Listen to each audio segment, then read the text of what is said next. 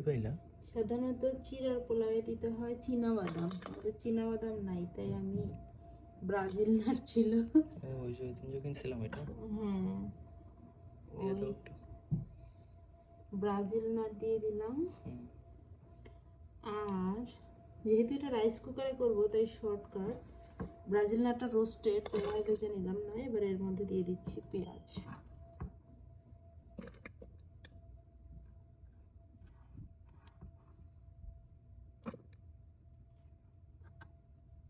মরিচা দাও। মরিচও দিব। তো পেঁয়াজ দেওয়া শেষ হয়ে গেল, এখন আমি গোল গোল করে কাটা কাঁচামরিচও দিয়ে দিলাম। আর দিলাম পরিমাণ মতো একটু তেল। যেহেতু রাইস কুকারটা খুবই ঠান্ডা তাই আমরা এটা গরম হতে দিলাম।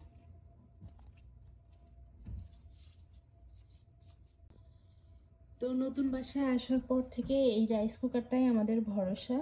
এটার মধ্যেই এই যে দেখেন বেশ কয়েকটা অপশন আছে, white rice, quick cook, brown rice, sticky rice, porridge মানে oats, cake, slow cook, steam, বেশ কয়েকটা অপশন আছে। তো এইটাতেই রান্না করে মূলত আমাদের খাওয়া দাওয়া চলতেছে। আমাদের বাসায় এখনো চুলার সেট আপ নাই। আর এদিকে দেখুন সুইট কর্ন আছে কিছু, আর এই যে চিরাটা ধুয়ে সুন্দর ঝরঝরে করে আমরা রেখেছি। এটা কিন্তু ধোয়া চিরা, ড্রাই চিরাটা না, চিরাটা ভালো করে ধুয়ে নিয়েছি আমরা। আর এদিকে এই যে হয়েই আসছে প্রায়, পেঁয়াজ ভাজাটা চলছে। তো এটা এখন নেড়ে দেব। আমাদের এখানে একটা স্পাইসের শপ আছে, মানে স্পাইসের না সরি, এটা জাপানিজ শপ আছে। ওই জাপানিজ শপ থেকে জাপানিজ একটা স্পাইস মিক্স নিছি। এটা একটু ট্রাই করবো আজকের রান্নায়, দেখি এটা দিয়ে খেতে কেমন হয়। স্মেলটা আমার কাছে ভালোই লাগতেছে, খারাপ না, একটু ভিন্ন স্মেল। তো দেখি। ভালো না এখন? না, তো আমার এই যে এখন পেঁয়াজ ভাজা হলো মোটামুটি কিছুটা, এখন এর ভিতরে আমি জানবি কেটে রেখেছি সুইট কর্ন সফট, ওইটা এখন এর মধ্যে আবার আমি দিয়ে দিব। দিয়ে আবার কিছুক্ষণ রান্না করে নিব। এটা সিদ্ধ হওয়ার কিছু নাই, এটা অনেক সফট। তো এটা জাস্ট একটু হালকা ভাপে হবে আর কি, একটু হবে।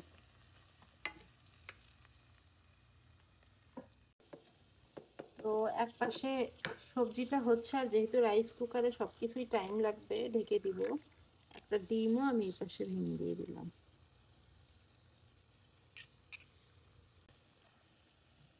এখন একটু লবণ ছিটিয়ে দিচ্ছি, তারপর আগেই দেওয়া দরকার ছিল কিন্তু ভুলে গেছি।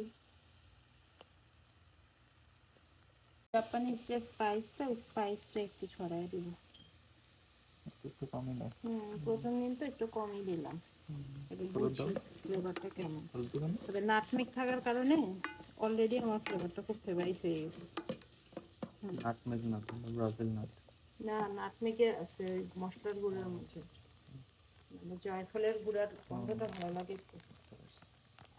আর ইন্ডিয়ান রেসিপি ওরা দেখি হলুদ দেয়, আমি আগে হলুদ দিই নাই কখনো, তো ওদের ভিডিও দেখে এই হলুদ দেওয়াটা। গোলমরিচ দিবা? গোলমরিচ? হ্যাঁ, গোলমরিচটা দিব পরে।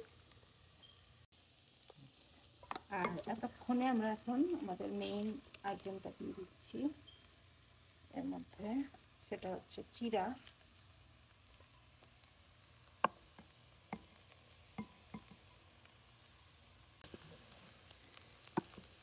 চিরাটা দেওয়ার পরে এখন সুন্দর করে মিক্স দিতে হবে, যাতে সব পাশের মশলাগুলো চিরাগুলো সুন্দরভাবে মিলিয়ে যায়। টমেটো কেটে দিলে মনে ভালো লাগতো না? হ্যাঁ,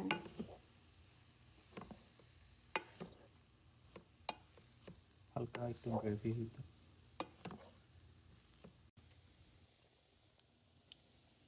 সামান্য একটু চিনি দিচ্ছি, যদিও এটা অপশনাল, এটা আসলে লাগে না, তবে একটু দিলাম, খুবই কম,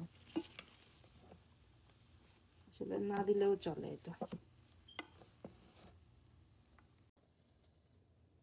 বিসমিল্লাহ। এই যে দেখেন হয়ে গেল আমাদের জিরার পোলাও। খুবই সিম্পল রেসিপি, রান্না তো সহজই হওয়া উচিত। এই যে দেখেন কালারটা, সার্ভ করে দিচ্ছি প্লেটে।